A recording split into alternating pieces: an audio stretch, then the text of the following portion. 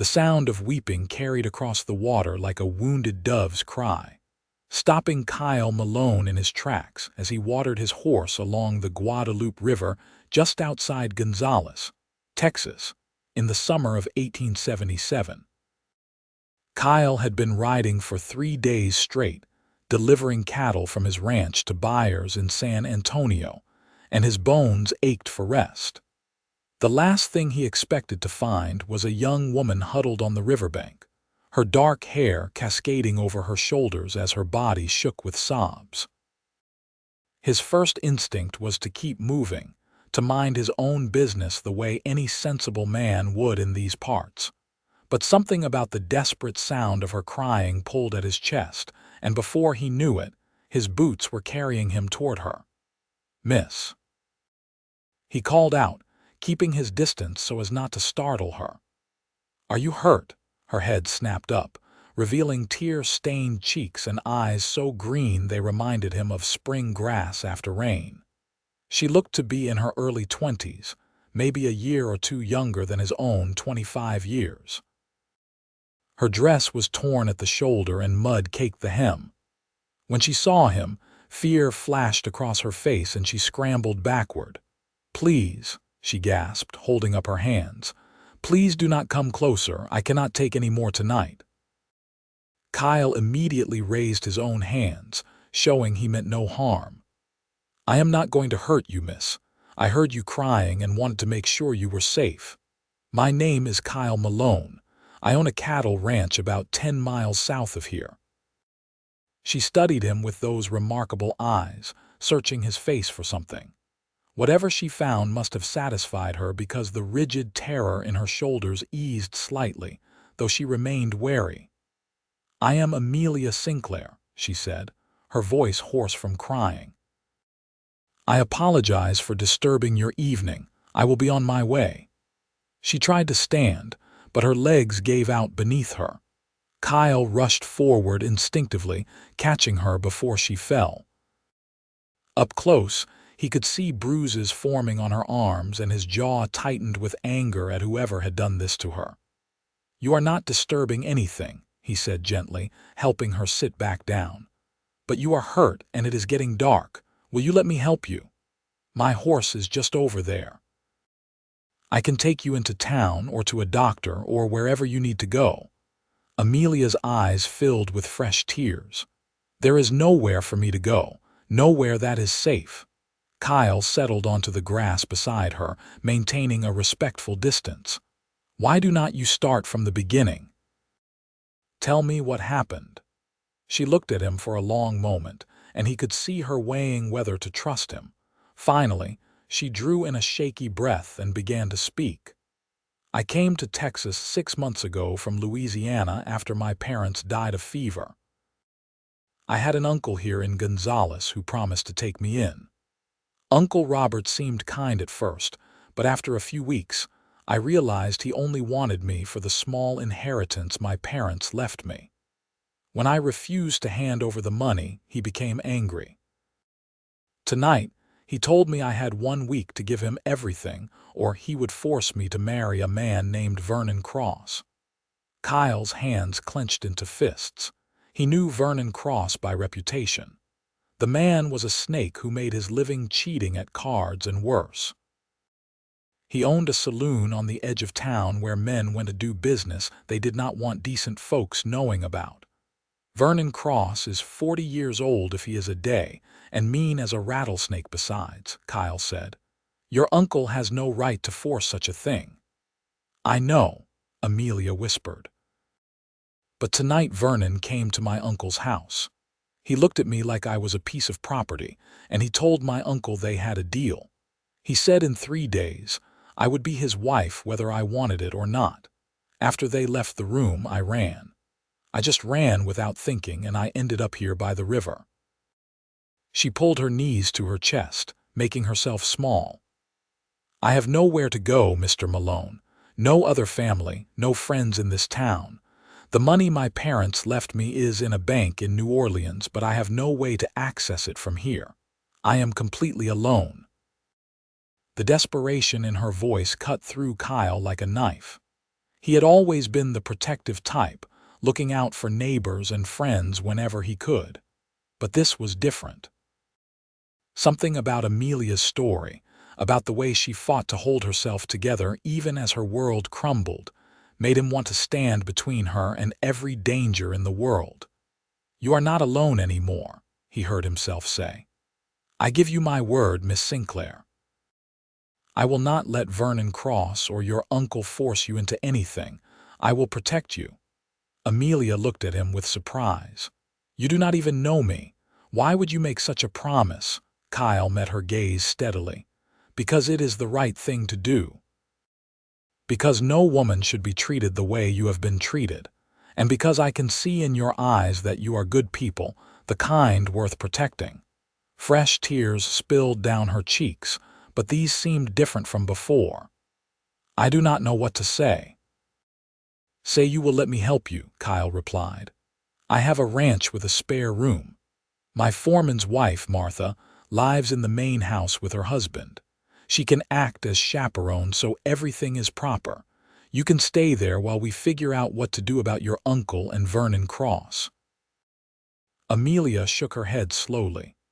"I cannot ask you to take such a risk. Vernon Cross is dangerous. My uncle said he has killed men before."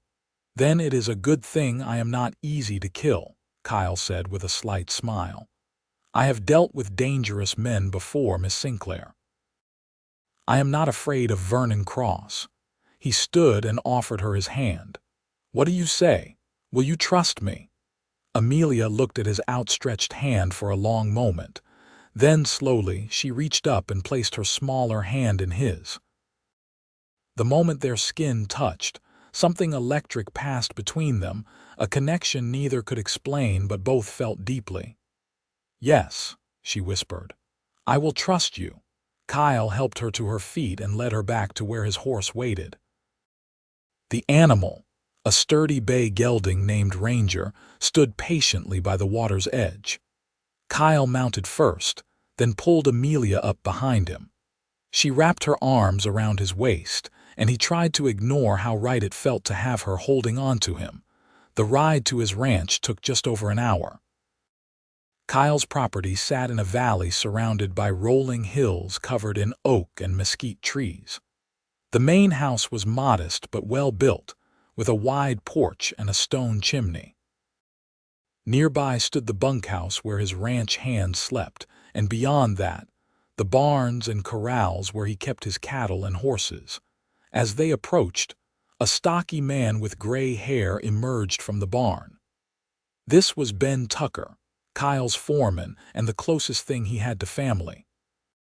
Ben had worked for Kyle's father before his death 2 years ago, and he had stayed on to help Kyle run the place. "Boss," Ben called out, his eyes widening when he saw Amelia. "What happened?" "Long story," Kyle said, dismounting and helping Amelia down. "Is Martha inside?" "She is," Ben confirmed, already heading toward the house. "I will fetch her." Within minutes, Martha Tucker appeared on the porch. She was a warm woman in her 50s with kind eyes and a no-nonsense demeanor. The moment she saw Amelia's torn dress and bruised arms, her expression shifted to one of fierce protectiveness. "You poor dear," Martha said, hurrying down the steps. "Come inside right now. We will get you cleaned up and fed." Martha ushered Amelia into the house, leaving Kyle and Ben standing in the yard. Ben fixed his boss with a questioning look. "All right, what is really going on?" Ben asked. Kyle explained everything Amelia had told him by the river. As he spoke, Ben's expression grew darker. "Vernon Cross," Ben spat the name like a curse. "That man is poison, and forcing a young woman into marriage is low even for him. Which is why we are going to make sure it does not happen," Kyle said firmly. Ben studied him carefully. "You sure about this, boss?" "Taking in this girl, making an enemy of Cross, that is a dangerous road." "I am sure," Kyle replied without hesitation. "I made her a promise, Ben. I told her I would protect her, and I meant it." Something in Kyle's voice made Ben nod slowly. "All right then. We will figure it out together. But we need to be smart about this. Vernon Cross does not play fair, and if he wants this girl, he will come looking. Let him come, Kyle said, his voice hard. He will find I am not as easy to push around as Amelia's uncle. Inside the house, Martha had already drawn a bath and found clean clothes for Amelia. As Amelia soaked in the warm water, washing away the grime and fear of the day, Martha sat nearby mending the torn dress. "That Kyle is a good man," Martha said conversationally.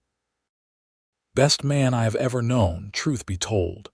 When my Ben got sick 3 years back, Kyle paid for the doctor himself and never asked for a penny back. He acts tough, but he has got the biggest heart in Texas." Amelia felt her cheeks warm at the praise. "He saved me tonight. I was so lost and frightened, and he appeared like an answer to prayer." Martha smiled knowingly. "He has a way of doing that. Now you dry off and put on that nightgown I left for you. Tomorrow we will figure out what to do about your situation, but tonight you need rest." The guest room was small but comfortable, with a soft bed covered in a quilt that Martha had made. Amelia sank into the mattress, and for the first time in months, she felt safe. She could hear low voices outside her door, Kyle and Ben discussing plans, and the sound was oddly comforting. She had spent so long feeling alone, and now, suddenly, she had people willing to stand with her. As she drifted off to sleep, her last thought was of Kyle's steady blue eyes and the way his hand had felt wrapped around hers. The next morning, Amelia woke to the smell of coffee and bacon. She dressed in the simple calico dress Martha had provided and made her way to the kitchen. Kyle sat at the table with Ben, both men hunched over cups of steaming coffee. They looked up when she entered, and Kyle immediately stood. "Miss Sinclair," he said, "did you sleep well?" "Better than I have in months," Amelia admitted. "And please call me Amelia.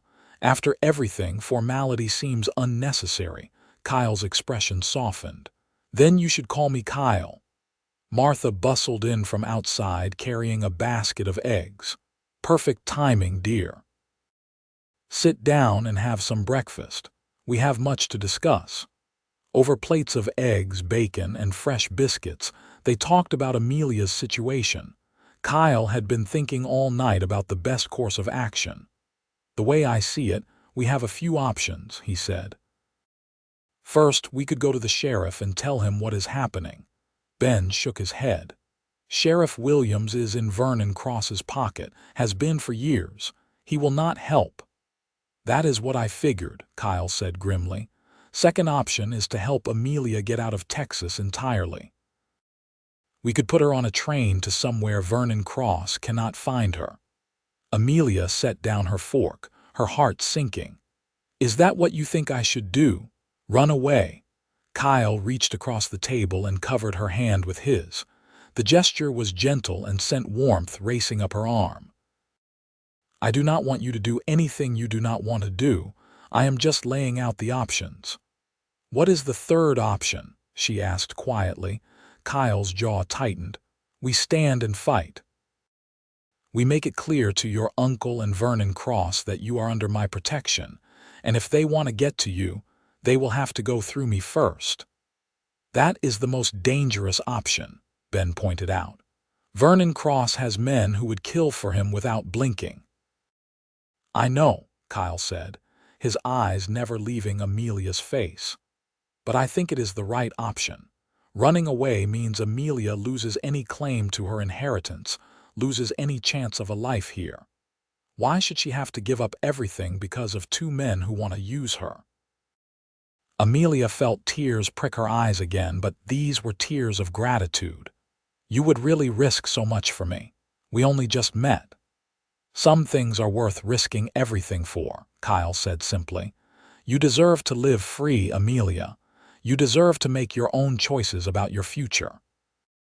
If I can help make that possible, then the risk is worth it." Martha dabbed at her own eyes with her apron. "That settles it then. The girl stays and we will deal with whatever comes." Ben sighed but nodded. All right, then we need to be prepared. We should increase the watch around the property, make sure we know if anyone is approaching. And Kyle, you need to carry your gun everywhere you go. The next few days passed in a strange sort of peace. Amelia helped Martha with chores around the house, learning to cook Texas-style meals and mend clothes the way ranch life demanded. She discovered she enjoyed the work, the sense of purpose it gave her. At night, they all gathered for dinner, and Amelia found herself laughing at Ben's stories about the ranch and Kyle's dry observations about life in Texas. She also found herself noticing things about Kyle. The way his face lit up when he talked about his cattle. The gentle way he handled his horses. The respect his ranch hands showed him, not born of fear but genuine admiration. He was strong and capable, but there was a kindness in him that drew her like a moth to flame. Kyle, for his part, was equally drawn to Amelia. He loved her laugh, the way her eyes sparkled when she was amused. He loved her strength, the way she refused to let her circumstances break her. He found excuses to be near her, to talk with her, to hear her thoughts on everything from books to the future of Texas. It had been only a few days, but he could not imagine his life without her in it. On the fourth day, trouble arrived. Kyle was in the barn fixing a broken saddle when one of his ranch hands, a young man named Tommy, came running in. "Boss, there are men coming up the drive. 4 of them, and one of them looks like Vernon Cross." Kyle's blood went cold. He grabbed his gun belt from where it hung on a post and strapped it on. "Get the other men together and tell them to stay close but out of sight. I do not want this turning into a shootout if it can be avoided." He strode out of the barn to find 4 riders approaching the house. Vernon Cross sat on a large black horse, his narrow face twisted in a sneer. He was dressed in an expensive suit, but no amount of fine clothing could hide the cruelty in his eyes. Flanking him were 3 men Kyle recognized as hired guns who worked for Cross. Kyle positioned himself in the center of the yard, directly between the riders and the house where Amelia was with Martha. He could see faces peeking out from the bunkhouse and knew his men were ready if needed. "That is far enough," Kyle called out when the riders were 20 feet away. "State your business." Vernon Cross pulled his horse to a stop and looked Kyle up and down with disdain. "I am looking for a girl, Amelia Sinclair. Her uncle seems to think she might have ended up here." "And what if she did?" Kyle asked calmly. Cross's smile was ugly. "Then you need to hand her over. She is promised to me and I have come to collect what is mine." "Amelia is not property and she is not yours," Kyle said, his voice hard as iron. "She is a guest on my ranch and she will stay here for as long as she wants." "Is that so?" Cross leaned forward in his saddle. "Do you know who I am, Cowboy? Do you know what happens to people who cross me?" "I know exactly who you are," Kyle replied, "and I do not much care. Amelia has made it clear she wants nothing to do with you. You need to respect that and ride on." One of Cross's men, a scarred brute with a missing tooth, reached for his gun. Instantly, Kyle heard the distinctive sound of rifles being cocked from multiple locations around the yard. Tommy and the other ranch hands had taken up positions, all armed and ready. Cross held up a hand, stopping his man. "Careful now," he said, though his eyes had narrowed dangerously. "It seems we have a standoff." "No standoff," Kyle said. "You just need to accept that you are not getting what you came for and leave." Cross studied Kyle for a long moment. "You are making a big mistake, Malone. Bigger than you know. That girl comes with an inheritance worth thousands, and I will not let some cowboy stand between me and that money." So that was it, Kyle thought. Cross did not care about Amelia at all. He just wanted her money. The realization made Kyle's anger burn even hotter. "Then I guess we have nothing more to discuss," Kyle said coldly. "Get off my land. For a tense moment, it seemed like Cross might push the issue. His hand hovered near his gun, and his men looked eager for violence. But then Cross seemed to calculate the odds and decided against it. He was outnumbered and outgunned on enemy ground. "This is not over," Cross said, his voice dripping with venom. "Not by a long shot. You have made an enemy today, Malone, and I always repay my enemies." "I will take my chances," Kyle said. "Now ride." Cross yanked his horse's reins hard enough to make the animal toss its head in protest. Then he and his men wheeled around and rode back down the drive, leaving a cloud of dust in their wake. Kyle did not move until they were out of sight. Only then did he let out the breath he had been holding. His men emerged from their hiding spots, all looking grim. "That went about as well as expected," Ben said, coming to stand beside Kyle. "He will be back, you know, and next time he will come with more men and a better plan." "I know," Kyle said quietly, "but we bought ourselves some time. We need to use it wisely." He turned and saw Amelia standing on the porch. She had watched the whole confrontation, her face pale but determined. Kyle walked over to her, and without thinking, he took her hands in his. "Are you all right?" he asked. "I should be asking you that," Amelia said. "You just made an enemy of a very dangerous man because of me." "I told you I would protect you," Kyle said firmly. "I meant it." Amelia looked down at their joined hands, then back up at his face. "Why? Why are you doing all this?" Kyle hesitated, trying to find the right words. The truth was, he was not entirely sure himself. What had started as a simple desire to help someone in need had transformed into something deeper, something he could not quite name yet. "Because when I found you by that river, crying like your heart was breaking, something in me just knew that you were important," he said slowly. "I cannot explain it better than that. I just know that keeping you safe feels like the most important thing I have ever done."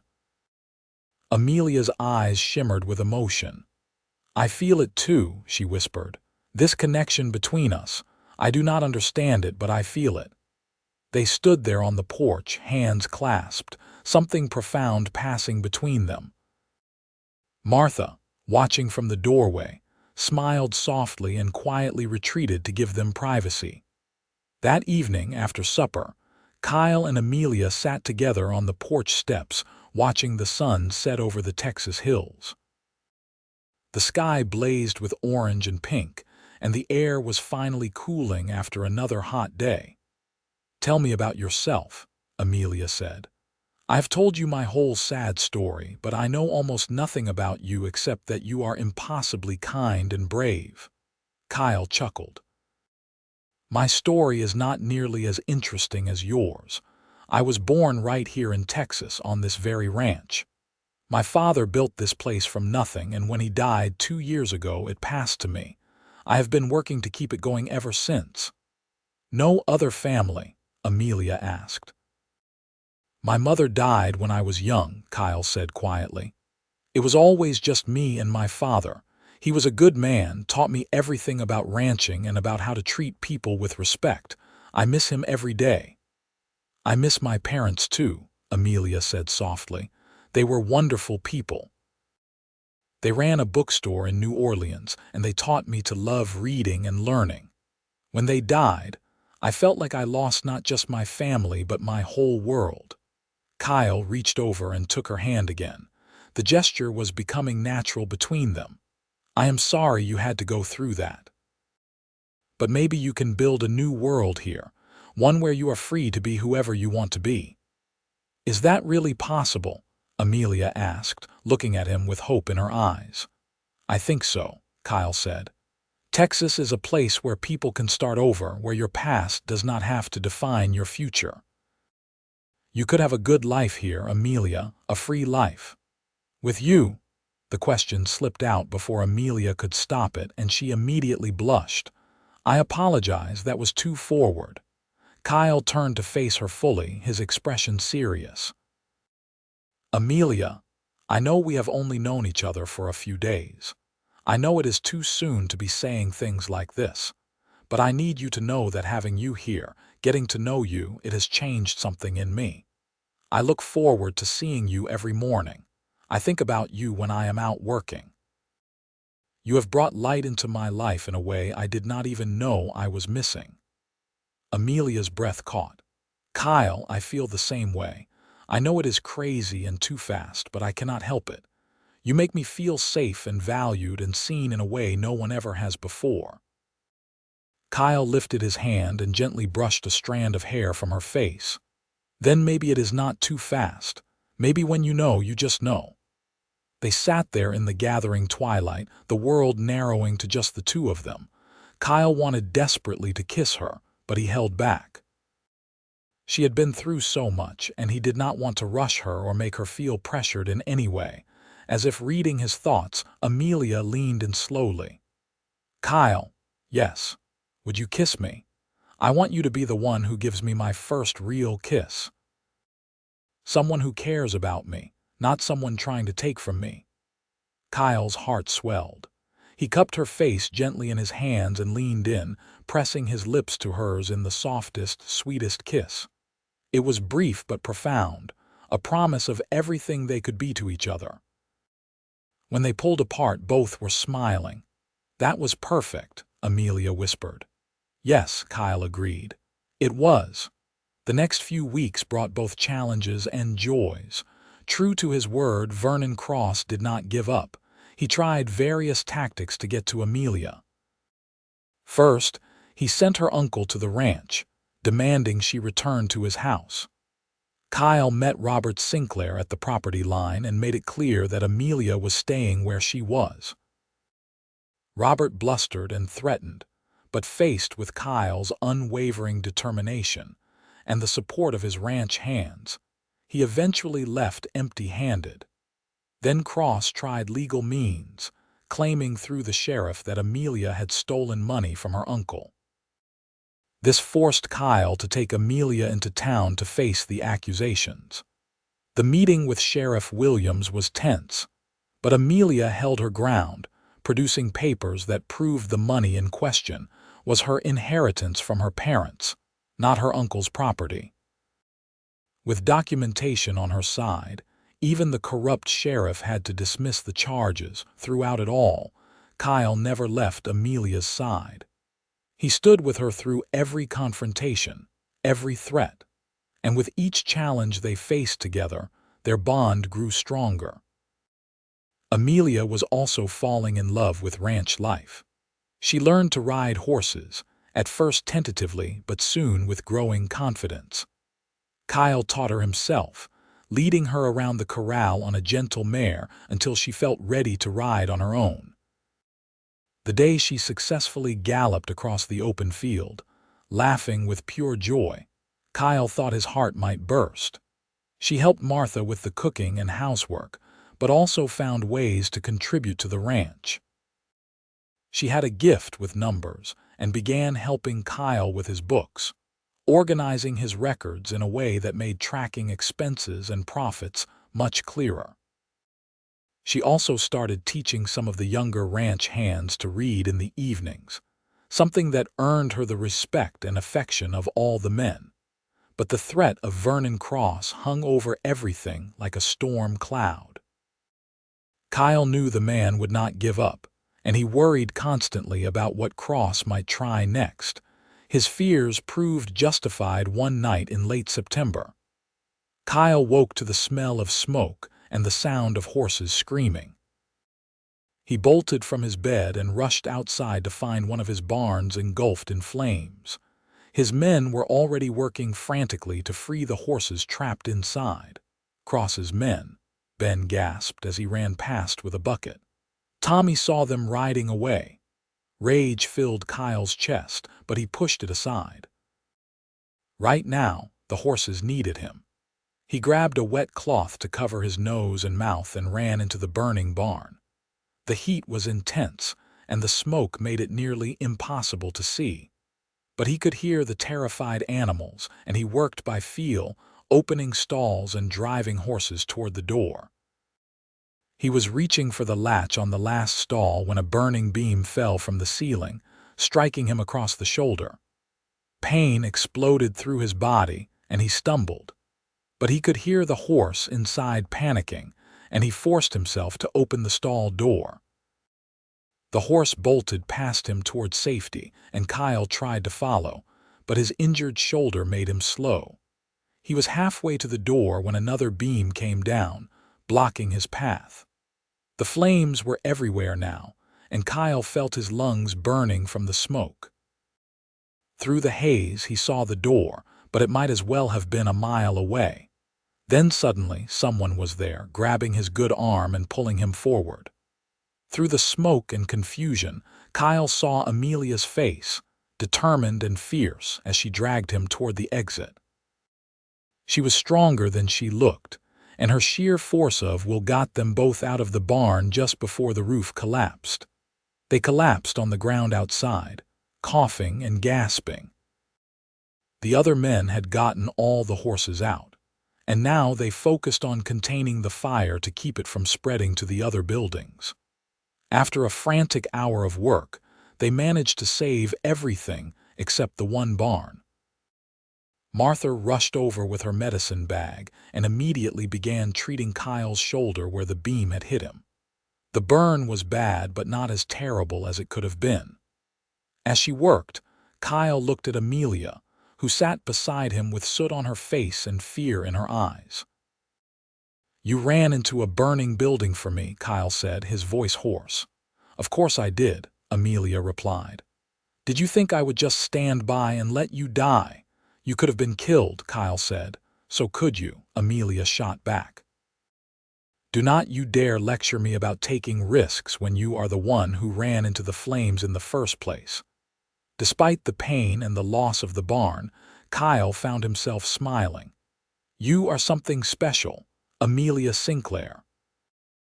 "And you are a stubborn fool, Kyle Malone," Amelia said, but there was no heat in her words. She took his hand and held it tightly. "Promise me you will be more careful."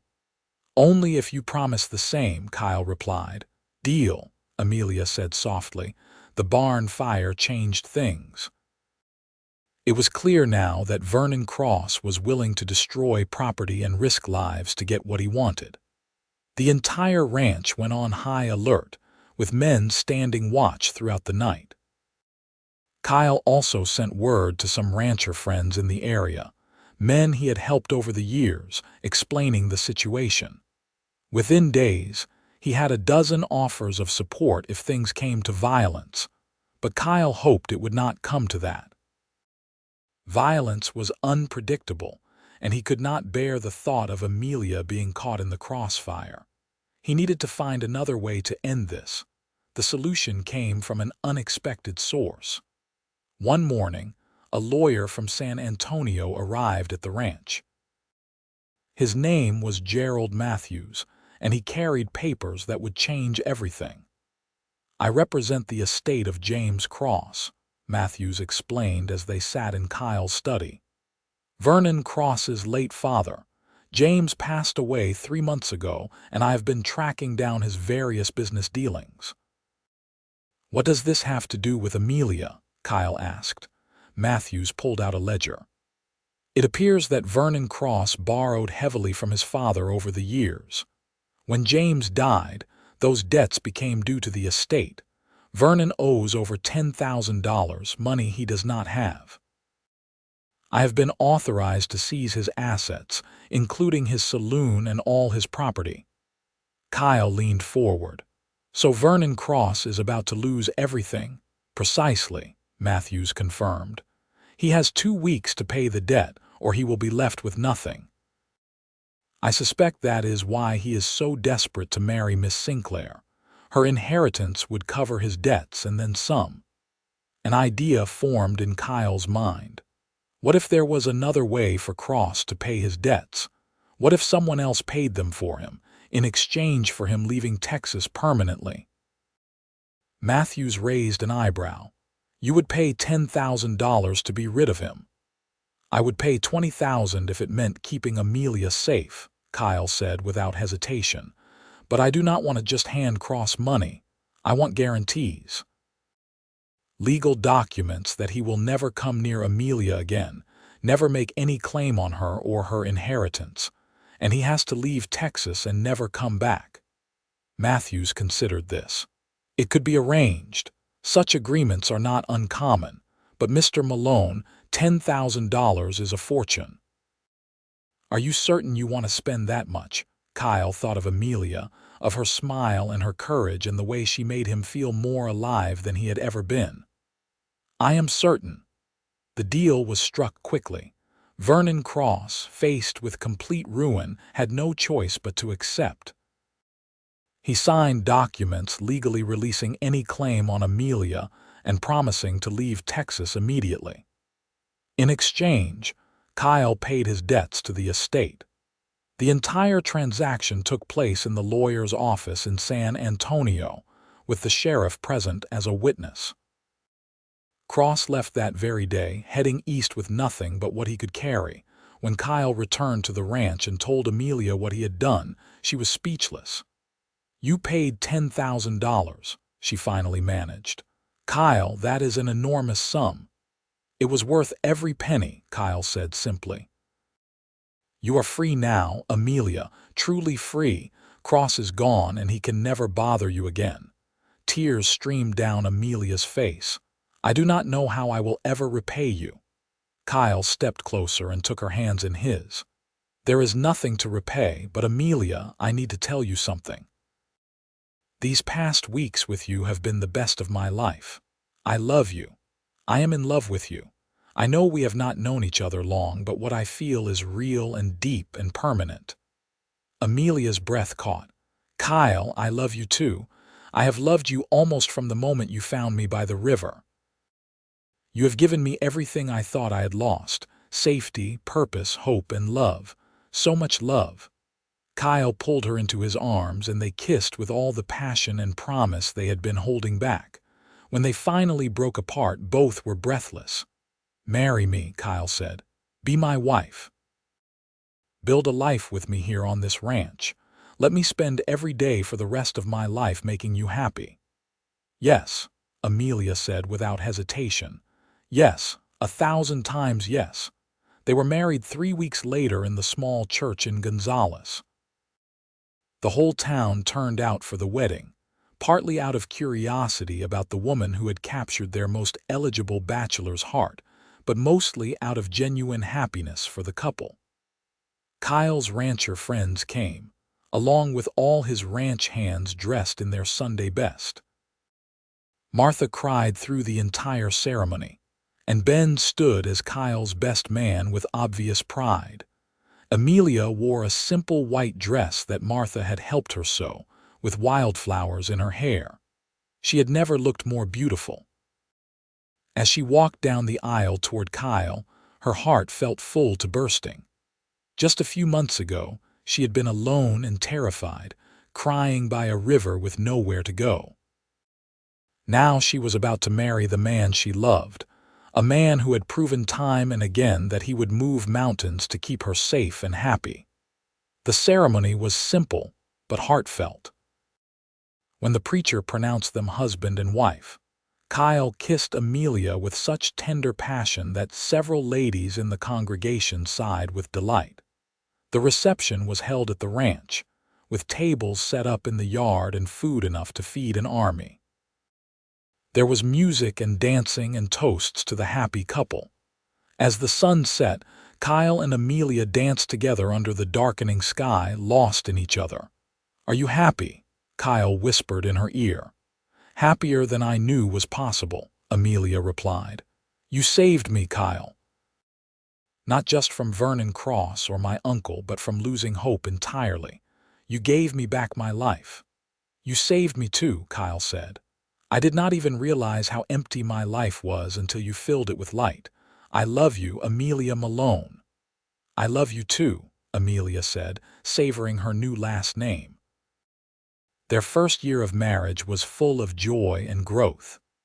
Amelia threw herself into helping run the ranch, her sharp mind and organizational skills proving invaluable.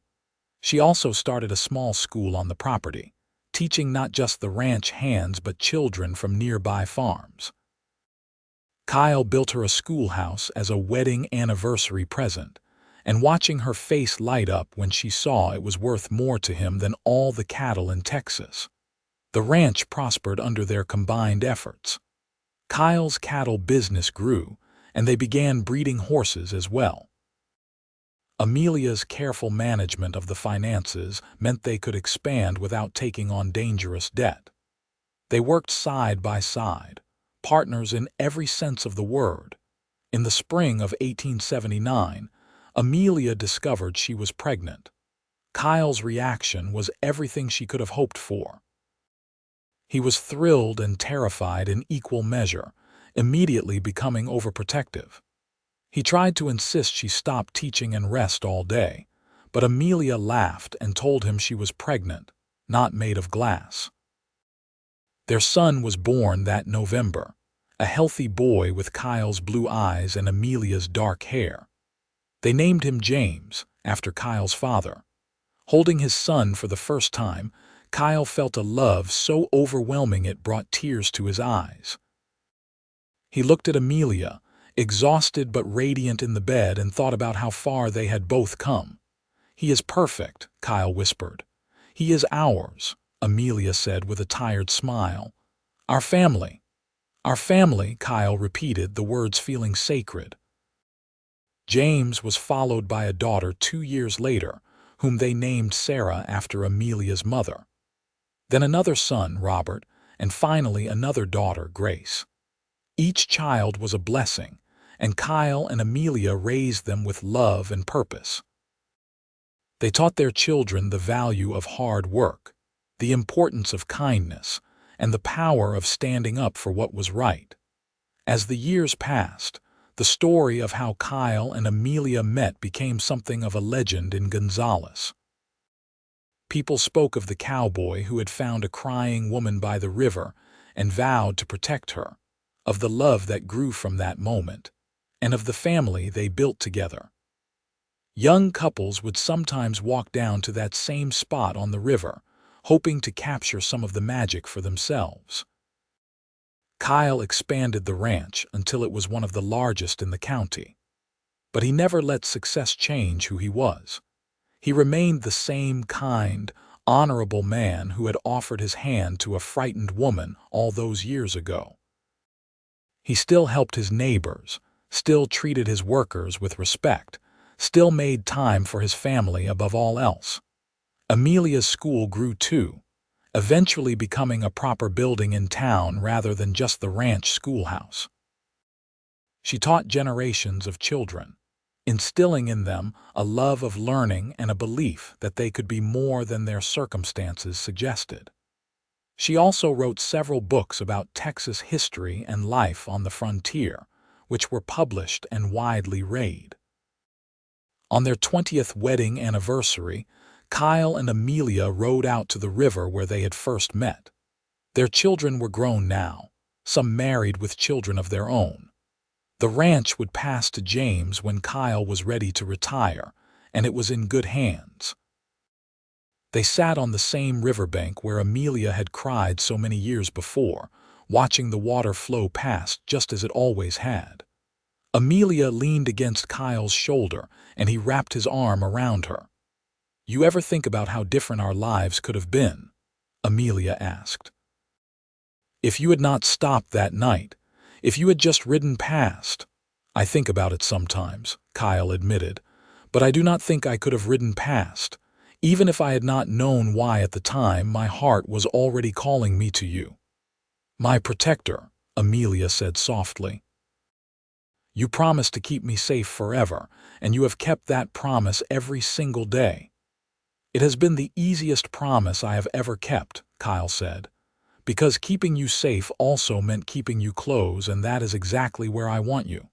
"I love you," Amelia said, "now and always." "Now and always," Kyle echoed. They stayed by the river until sunset, holding each other and remembering. The place that had witnessed Amelia's darkest moment had become a symbol of their greatest happiness. It reminded them that sometimes the worst days lead to the best futures, and that one moment of courage and kindness can change two lives forever. Kyle and Amelia Malone lived long, happy lives surrounded by family and friends. They faced challenges, as all couples do, but they faced them together. Their love never wavered, never dimmed. It grew and evolved and deepened with each passing year until they could not remember a time when they had not been two halves of one whole. When Kyle was in his 70s, a young reporter came to the ranch to write a story about the famous couple. He asked Kyle what the secret was to such a long and happy marriage. Kyle thought for a moment, then smiled. "There is no secret really. I made her a promise by the river all those years ago, and I have spent my life keeping it. Not just the promise to protect her, though I did that, but the bigger promise underneath, to choose her every single day in every way that matters. That is all any of us can do. Choose the person we love, keep choosing them, and build something beautiful together." The reporter wrote down his words, but he did not truly understand them. Not yet. He was too young, had not yet found his own person to choose. But one day, maybe he would remember the old cowboy's words and know their wisdom. Kyle and Amelia died within months of each other in their sleep, both in their 80s. Some said it was fitting. They had been together so long that neither could bear to be without the other for very long. They were buried side by side on a hill overlooking the ranch, with a view of the Guadalupe River winding through the valley below. Their children and grandchildren continued to work the ranch, keeping the Malone name alive and strong. And on warm summer evenings, young couples still walked down to the river, seeking the spot where two lives intersected and became one. The story lived on, passed down through generations, of a cowboy who found a woman crying and promised to protect her forever, and of the love that promise became. The river kept flowing, as rivers do. But if you listened closely on certain nights, you might hear the echo of a woman's tears transforming into laughter. You might feel the presence of a love so powerful it refused to be forgotten. You might understand that some promises are so sacred they echo through time itself. And in the town of Gonzales, Texas, where the story began, people still tell their children about true love. Not the easy kind found in fairy tales, but the real kind. The kind built on courage and choice and unwavering commitment. The kind that saves us, not just once but over and over again, every day for the rest of our lives. The kind of love that begins when a good man decides to stop his horse and help a stranger in need, not knowing that in saving her, he would also save himself. That in protecting her, he would find his purpose. That in loving her, he would discover the very best parts of who he was meant to be. And so the story ends where it began, by a river in Texas, where tears turned to hope and hope turned to love, and love turned into a lifetime of happiness that not even death could diminish. For some promises, once made, last forever, and some loves once kindled, burn eternal.